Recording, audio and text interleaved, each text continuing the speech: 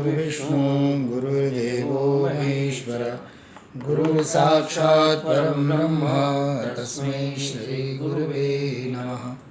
ध्यानमूलं गुरुर्मूर्ति पूजामूलं गुरुर्पदं मंत्रमूलं गुरुर्वाक्यं मोक्षमूलं गुरुर्कृपा। ओम नमस्ते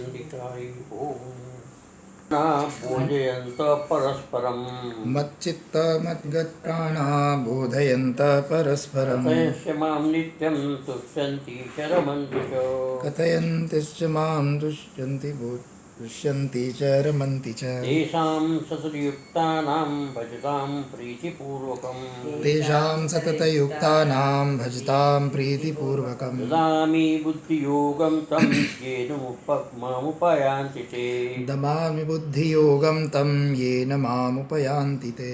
तेषामेवानुकम्पार्थम् अहमज्ञानजं तमो तेषामेवानुकम्पार्थम् अज्ञानं परम् नाशयाम्यात्मभावस्तु ज्ञानदीपेन भास्वता नाशयाम्यन्तु भावस्तु ज्ञानदीपेन भास्वता। अर्जुनवाच अर्जुनोवाच परं ब्रह्म परं धाम परं ब्रह्म परं धाम पवित्रं परमं भवान् पवित्रं परमं भवान् पुरुषं शाश्वतं दिव्य पुरुषं शाश्वतं दिव्य आदिदेवमजं विभुम् आदिदेवमजं विभुम् आहुस्त्वां ऋषयः सर्वे आहुस्त्वां ऋषयः सर्वे देवर्षिर्नारदस्तथा देवर्षिनारदस्तथा असितो देवलो व्यासो असितो देवलो व्यास स्वयं चैव ब्रवीषि मे स्वयं चैव ब्रवीषि मे सर्वमेतत्कृतं मन्ये सर्वमेतत्त्वं मन्ये यन्मां वदसि केशव यन्मां वदसि केशव नैते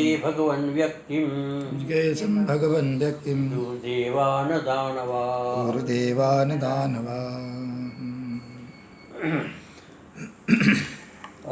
भगवान ने अपनी विभूति के विषय में अर्जुन को परिचय करवाया और उस विभूति को श्रवण करके अर्जुन गदगद हो गया कि भगवान की इतनी महिमा है कि सारा विश्व से उत्पन्न हुआ है,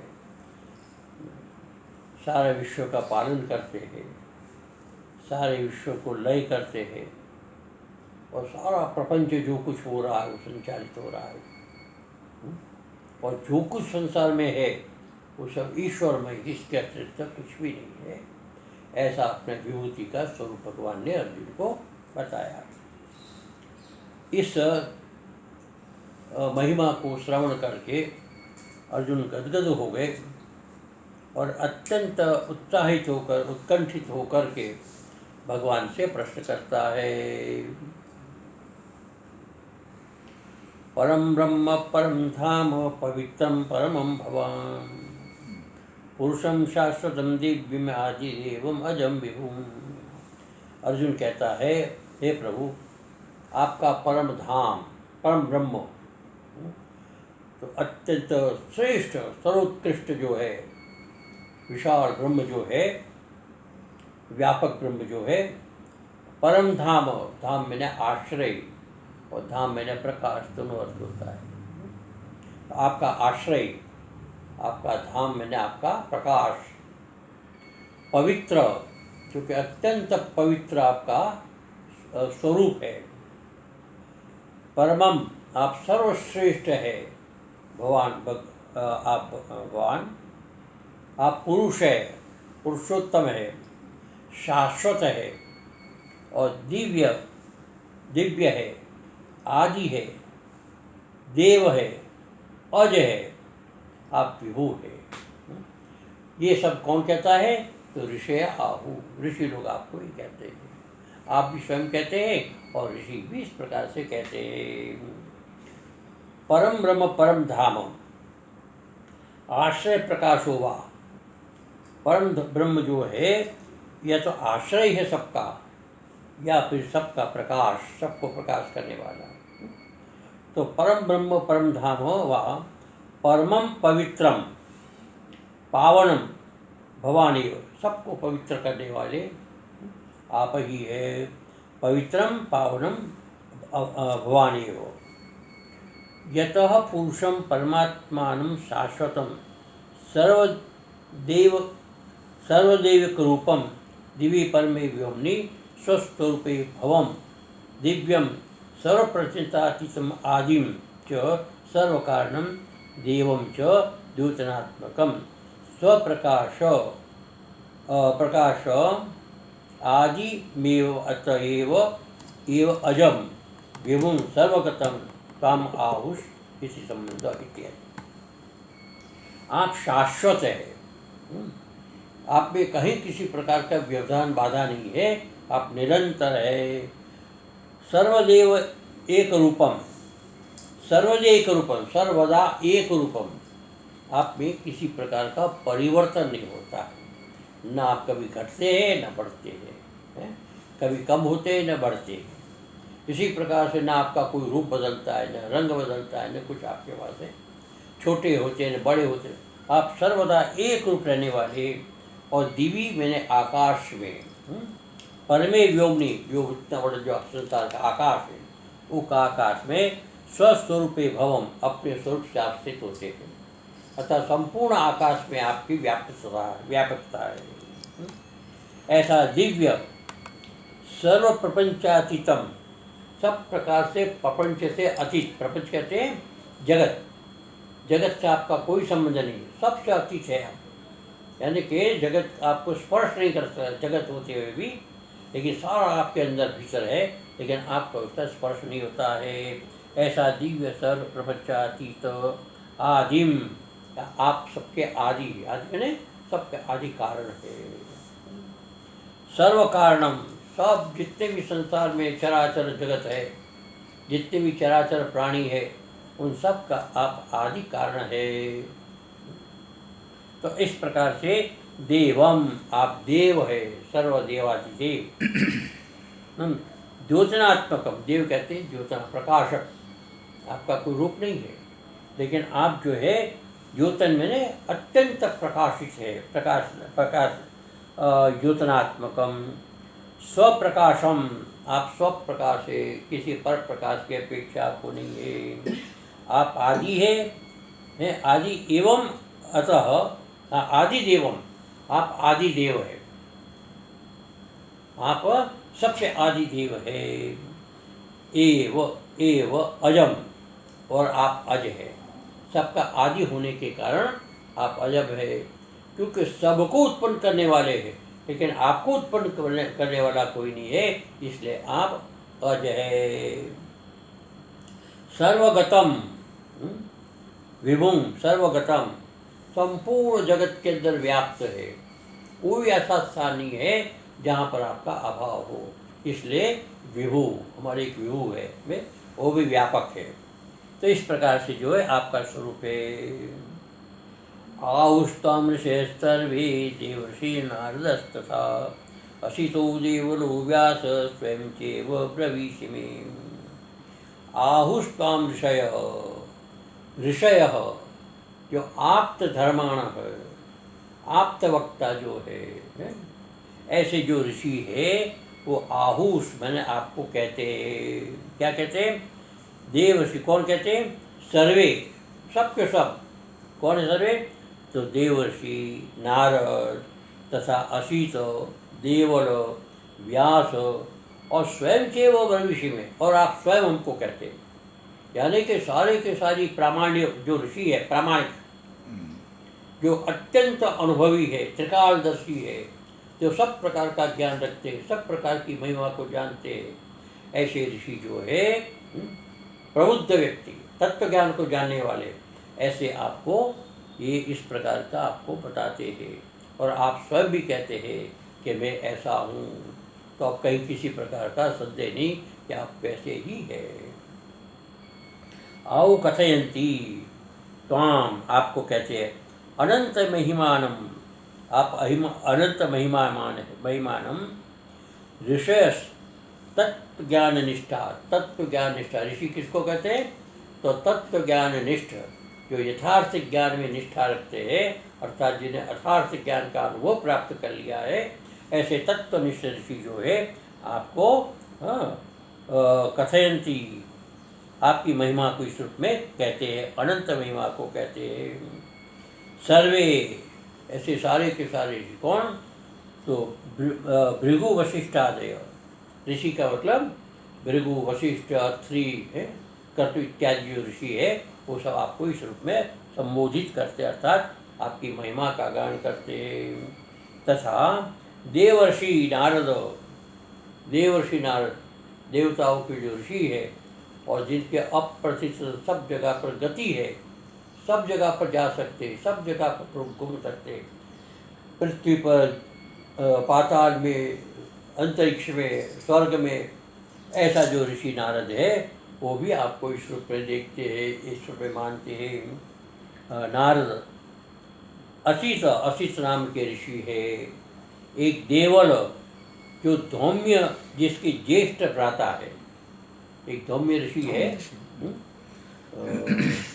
किसी राजा के राज्य में अपना यज्ञ आदि करवाते थे, ऐसे धौम्य ऋषि के ज्येष्ठ से वो ज्येष्ठ है, धौम्य जिसके ज्येष्ठ है, ऐसे देवल ऋषि। व्यास भगवान कृष्ण द्वैपायन, साक्षात भगवान का अवतार है, ऐसे भगवान कृष्ण द्वैपायन जो है वो भी आपको इस रूप में कहते हैं। एतेपि त्वाम, ये सर्व जो है हम पूर्वोक्त विशेषण, जो पहले विशेषण बताया कि परम ब्रह्म, परम धाम, पवित्रम परम पान, पुरुषम शाश्वतम, ये सब भगवान के विशेषण है। ये सारे विशेषण है। मह्यम आहु, मेरे को वे कहते हैं। मह्यम मैंने मेरे को, ये सब ऋषि इसी पर बताते हैं। साक्षात किम अन्य वक्तृवी स्वयमेव तम च मह्यम ब्रवीषि, कि और तो और साक्षात किम अन्य, औरों के लिए तो क्या कहे, लेकिन वक्तृवी और वक्ताओं के लिए क्या कहे, लेकिन आप भी स्वयं जो है, स्वयं ताम मह्यम ब्रवीषि, आप स्वयं मेरे को ये सारा महिमा बता रहे, अपनी महिमा।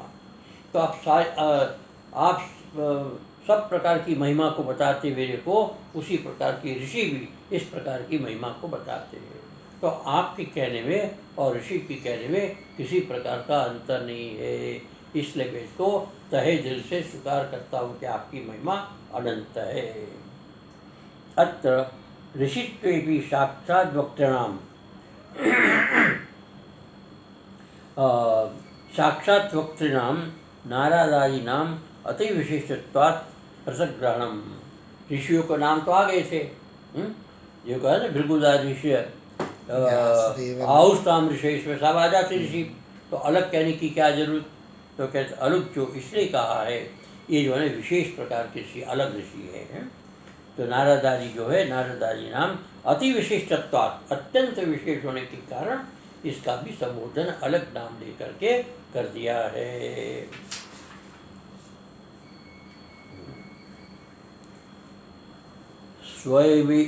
सर्वमेतत् सम्मन्ये यं मां वदसि केशव, नहि ते भगवन् व्यक्तिं विदुर्देवा न दानवा।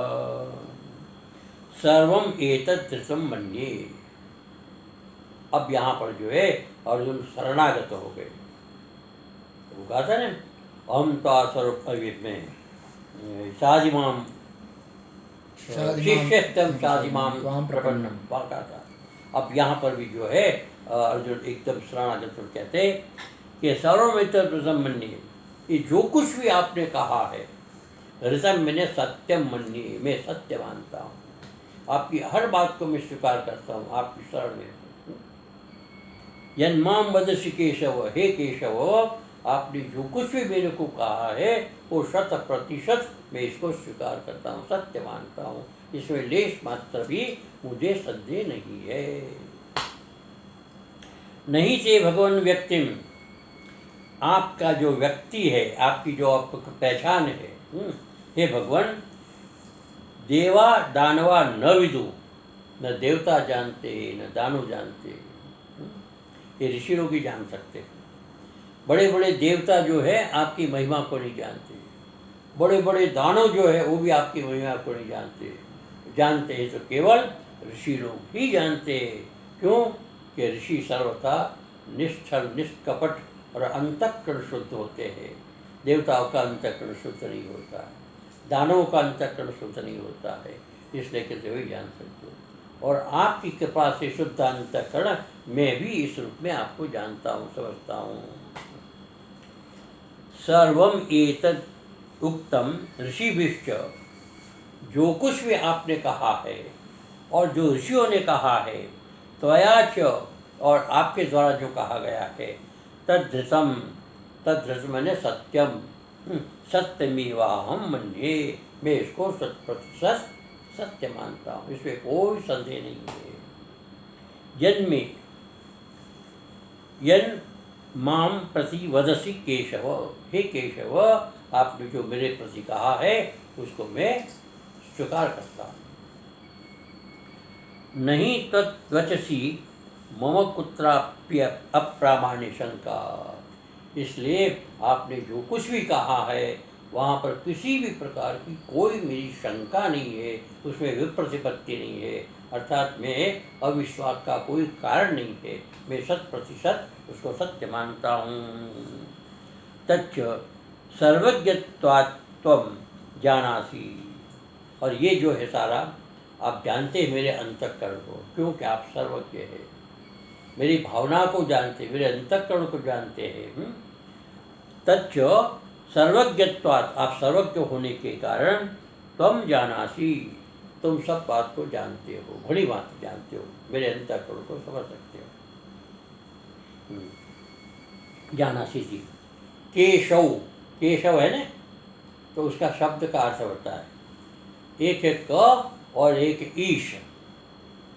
क मैंने ब्रह्मा और ईश मैंने शंकर, तो केशव हो गया, ओ केशव, और उसी से केशव बन गया। तो कहते हे केशव, आप जो है ब्रह्मा और शंकर का भी रूप है। ब्रह्म रुद्रौ, ब्रह्मा और रुद्र दोनों जो है, सर्वे सर्वे शौ अशौ अपि अनुकंपया, सब पर अनुकंपा करने वाले आप, यानी कि शंकर पर और ब्रह्म पर आप अनुकंपा करने वाले केशव है। अनुकंपा में प्रत्यय आ गया है, केशव मैंने, के मैंने ब्रह्मा और ईश मैंने शंकर, और मैंने उस पर कृपा करने वाले, अनुकंपया उस पर अनुकंपा करने के वात अवगच्छति इति व्युत्पत्तिम आश्रित्य, इस प्रकार की व्युत्पत्ति का आश्रय लेकर के निरतिशय ऐश्वर्य प्रतिपादक, आपका निरतिशय ऐश्वर्य है, अर्थात जो जिसको ब्रह्मा और शंकर पर जो अनुकंपा कर सकते, उसके ऐश्वर्य की, उसकी सामर्थ्य की महिमा कौन गा सकता है। अर्थात आप महिमा से परे है, सब प्रकार के महिमा से परे है। ऐसा निरतिशय ऐश्वर्य प्रतिपादकेन केशव पदेन सूचितम, केशव पद से बताया है, अर्थात भगवान का जो है निरतिशय ऐश्वर्य है, प्रभाव है। सूचितम अतो यदुक्तम, इसलिए कहा गया, क्या कहा है, न मे विदु सुरगणा न प्रभव न वर्ष, आपने कहा न मे विदु सुरगणा न विदु, देवता लोग नहीं जानते, और न प्रभवम, और न महर्ष, न महर्ष, तो न तो संसार जानता है, न समझो के सुरगणा जानता है, जिस प्रकार के यहाँ कहा नहीं थे भगवान व्यक्त विदु देवा न दानवा, न देवता जानते न दानव जानते, उसी प्रकार से संसार का कोई प्राणी आपके प्रभाव को नहीं जानता। यहाँ पर हुआ ना कि न मे विदु सुरगणा प्रभाव न महर्ष, प्रभाव मैंने प्रभाव को, मेरे प्रभाव को न तो ऋषिगण जानते हैं न सुरगणा जानते हैं, इस प्रकार का प्रभाव है इत्यादि। तत्तथैव, जैसा कहा है वैसे ही मैं समझ रहा हूँ, जैसा कहा है वैसे ही मैं समझ रहा हूँ। ही यस्मात्, हे भगवान, समग्र ऐश्वर्यादि संपन्न, आप जो है समग्र ऐश्वर्य से संपन्न है, आप में समग्र ऐश्वर्य है। तो समग्र ऐश्वर्य के विषय में बताया है कि ऐश्वर्यस्य समग्रस्य धर्मस्य यशस्य वैराग्यज्ञानस्य षड्णाम भगीतिरणा अलग भी है। ऐश्वर्यस्य समग्रस्य यशस्य श्रेष्ठता ज्ञान वैराग्य धर्मस्य षडेति भगीरथा, ये भी है। थोड़ा पाठ भेजते इस प्रकार से। तो कहने का मतलब केवल है कि भगवान में सब प्रकार का ऐश्वर्य है, सब प्रकार का ऐश्वर्य है। और ऐश्वर्य कैसा है? समग्र है। यह समग्र शब्द 6 पदार्थ के साथ लग जाता है। तो समग्र ऐश्वर्य भगवान के अंदर है, समग्र धर्म है भगवान के अंदर, समग्र यश है भगवान के, समग्र श्रीय में सौंदर्य भगवान में, और समग्र वैराग्य भगवान के जीवन में, और समग्र ज्ञान है भगवान के जीवन में। ये हम बड़ी बात ही जानते हैं। और इसके लिए जो है यहाँ पर बताया है कि भगवान का ऐश्वर्य यहाँ पर, जहाँ पर केशव और ब्रह्मा पर अनुग्रह करने वाले भगवान है, ये उनका ऐश्वर्य है। और ऐश्वर्य संपूर्ण द्वारका के स्वामी होते हुए भी निर्लिप्त भाव से वहाँ रहते हैं, ये आपका ऐश्वर्य है। 16,108 रानियाँ जिसकी, और 56 कोटि यादव जिसका परिवार है, जिससे बढ़कर के ऐश्वर्य क्या हो सकता है? समग्र ऐश्वर्य। समग्र धर्म से, जब धर्म के विषय में किसी प्रकार की विचिकित्सा होती है तो बड़े बड़े धुरंधर धर्मी जैसे भीष्म पितामह जैसे कृष्ण की तरफ आंख उठाकर देखते कि आप धर्म के ज्ञाता है, साक्षात धर्म की मूर्ति है, समग्र धर्म का स्वरूप है, इसलिए वो धर्म के विषय में उनसे प्रश्न करते। समग्र यशस, अब संसार में भगवान का यश कहाँ नहीं है? त्रिलोक में, तीनों लोकों में भगवान श्री कृष्ण का यश है। और वर्तमान काल में देखें तो क्या अमेरिका, क्या फ्रांस, क्या इंग्लैंड, क्या रसिया, अभी कल परसों देखा था रसिया का एक शोभा यात्रा जिसके अंदर हजारों की संख्या में महिलाएं और पुरुष वहाँ पर हरे कृष्ण करते हुए सड़कों पर घूम रहे थे। तो ये इनका यश है। इसे तो समग्र यश कहीं किसी प्रकार से, तो आज तक जब से भगवान का अवतार हुआ तब से लेकर आज तक सारा संसार भगवान का यश गान करते हैं। ऐसा कोई दूसरा प्राणी नहीं जिसका इस प्रकार का यश विस्तार हो भगवान को छोड़कर। श्रीय, सौंदर्य, भगवान का सौंदर्य, एक झलक किसी को मिल जाए भगवान की तो वो पागल हो जाएगा, किसी और को देखने की जरूरत नहीं, देखता ही नहीं कोई, उसको दिखाई नहीं देता है कोई। तो ऐसा उनका विचित्र विलक्षण सौंदर्य है। तो इसको कहते हैं समग्र श्रेय यानी शोभा। वैराग्य, अब भगवान का वैराग्य देखे, अपने परिवार के सारे कुल को समाप्त करने के बाद निश्चिंत होकर के बैठे, निर्लिप्त भाव से, किसी प्रकार का राग नहीं, किसी प्रकार का द्वेष नहीं है, बिल्कुल समझो अपनी महिमा में रहने वाले व्यक्ति। तो ऐसा वैरागी संसार के अंदर कौन हो सकता है भगवान को छोड़ करके? इतना बड़ा समझो कि परंपरा, इतने बड़ा कुल, अपने सामने देखते देखते सबको मरवा देना, मर जाना है, सबके मर जाना, और जरा सी बिल्कुल शोक नहीं, चिंता नहीं है, निश्चिंत होकर बैठे, ये उनका वैराग्य। महाभारत का इतना बड़ा युद्ध हो उनके सामने, लाखों व्यक्तियों की जान चली गई, लेकिन भगवान को किसी प्रकार का शोक नहीं है, पश्चाताप नहीं, ये वैराग्य का स्वरूप है। तो कुछ भी संसार में परिवर्तन हो जाए, भगवान के मन पर किसी प्रकार का कोई प्रभाव नहीं पड़ता। ये उनके वैराग्य की पराकाष्ठा है। वृंदावन से भी आए तो वापस नहीं गए कभी। हाँ, ये भी वैराग्य है ना।